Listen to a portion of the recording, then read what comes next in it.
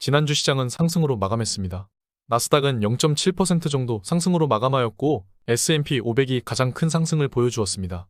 퍼스트 리퍼블릭 은행은 이제 매각 수순을 밟게 되었고 입찰 결과를 곧 발표할 것으로 보입니다.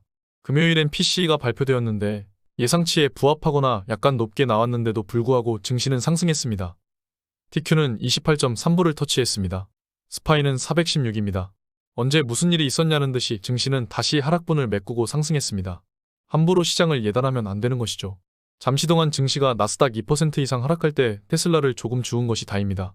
스파이가 420을 돌파한다면 어느 정도 리밸런싱 할 수 있는 이유가 되겠죠.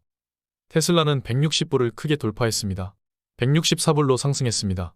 마지막으로 153불에 매수했으니 테슬라도 단기적인 바닥을 지났다고 볼 수도 있습니다. 제가 매수하는 시점은 매도가 심하게 일어나는 지점이라고 볼 수 있습니다. 153불에 마지막으로 매수했던 부근은 단기적으로 바닥이 될 가능성이 높아졌고 180불에서 개파락으로 하락한 부분을 다시 메꾸고 올라갈 수 있는지 여부가 중요합니다. 한동안 시장을 계속 지켜봐야 하는 이유입니다.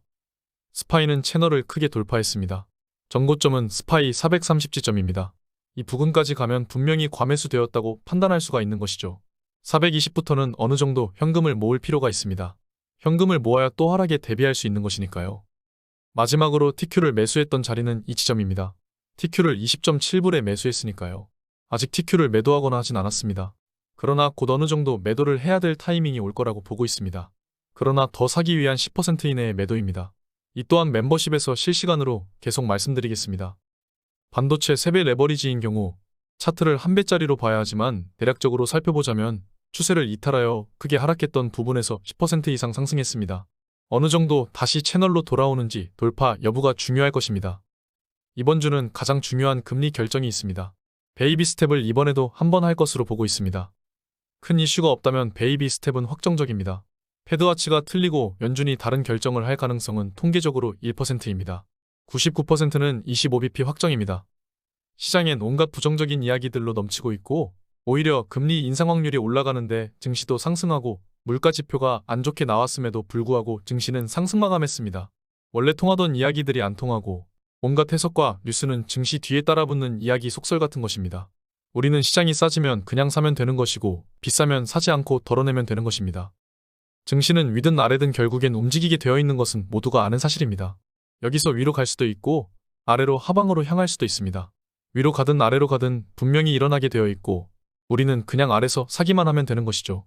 위로 갔을 때에도 어느 정도 고점인지 아래일 때에도 저점인지 판단은 제가 각종 지표들과 자료들을 보고 판단해서 매수와 매도를 합니다.